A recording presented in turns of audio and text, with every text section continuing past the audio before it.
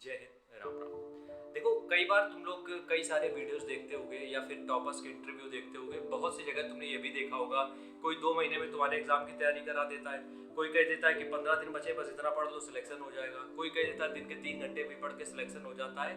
ये सब बकवास है, ये सब झूठ है, ये सब सिर्फ एक तरीके का प्रोपेगेंडा है और कुछ नहीं। क्योंकि तुम तब तक क्लिक नहीं करोगे ना जब तक कुछ ऐसी चीजें लिखी नहीं होंगी। ठीक है, अगर किसी ने लिख दिया है कि हम डेली इतने घंटे पढ़ते हैं, तुम्हें इंटरेस्ट नहीं आएगा। लेकिन अगर किसी ने ये कह दिया है कि हम तो 2 ही घंटे पढ़ते थे, मेरा सिलेक्शन हो गया, तो तुम जल्दी क्लिक करोगे। सिर्फ वो मार्केटिंग के लिए होता ही है और उसका कुछ नियम नहीं है। हम समझाते हैं कैसे।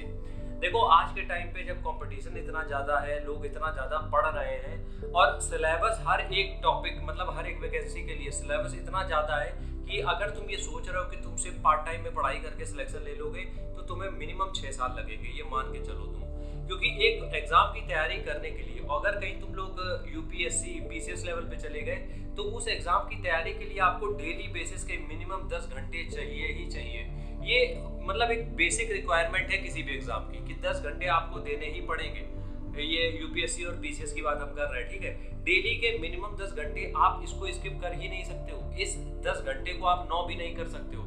ये 10 घंटे तो आपको जब तक आपका एग्जाम नहीं हो जाता उस दिन तक आपको 10 घंटे कंटिन्यू रखना ही पड़ेगा।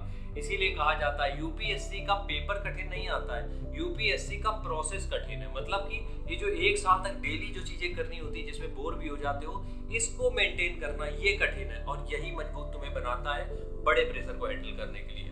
तो जिनके मन में भी ये ख्याल आ रहा है कि 6 महीने का टाइम है यूपीएससी के लिए, पीसीएस के लिए हम 2 घंटे पढ़ के 4 घंटे पढ़ के सिलेक्शन ले लेंगे, भूल है तुम्हारी भाई। और ये तुम 6 साल लग जाएंगे तुम्हें इस चीज को कंप्लीट करने में।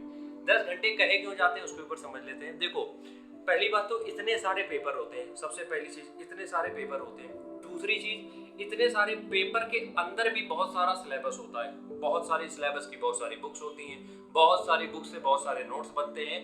तो आप ये समझो, सबसे पहले आपने मान लेते ये ग्राफ है आपका बुक्स का या सिलेबस का, उसमें आपने पढ़ पढ़ के काट छाट के इतना कुछ ग्राफ बनाया जो कि किताबों में आया, किताबों को पढ़ के आपने नोट्स बनाए वो इसमें आया, एक फाइनल नोटबुक आपकी तैयार हुई इतने में आया। तो इस सब प्रोसेस में इसको पूरा समझने के लिए दिन का 10 घंटा डेडिकेटेड 10 घंटा चाहिए अगर सिलेक्शन चाहिए तो। हम ये बता रहे हैं क्योंकि हमने बहुत सारे इंटरव्यूज देखे हैं। आज के टाइम पे सिलेक्शन तभी हो सकता है जब आपको अपने आप को इतना प्रिपेयर कर लो कि डेली बेसिस के 10 घंटे उस एग्जाम के लिए निकाल पाओगे। 10 घंटे अगर नहीं है पीसीएस या यूपीएससी के लिए, भूल जाओ, कोई भी सिलेक्शन होने वाला नहीं है। और ये चीजें तुम जो यूट्यूब पे देख लेते हो ना थंबनेल में, 6 घंटा 4 घंटा फालतू बकवास है, कुछ नहीं होने है इससे। यार तुम ही सोचो कि हिस्ट्री के इतने सारे पार्ट हैं, ठीक है, उसके बाद ज्योग्राफी के इतने सारे पार्ट हैं। अब हिस्ट्री इसमें ऐसा तो है ये तुम्हारे आस पड़ोस की चीजें भूल ली जाएंगी, इसमें तुम्हें सोचने पे मजबूर करेगा और सोचने के लिए तुम्हें ज्यादा नॉलेज चाहिए होगा ताकि तुम डिफरेंट पर्सपेक्टिव से सोच पाओ।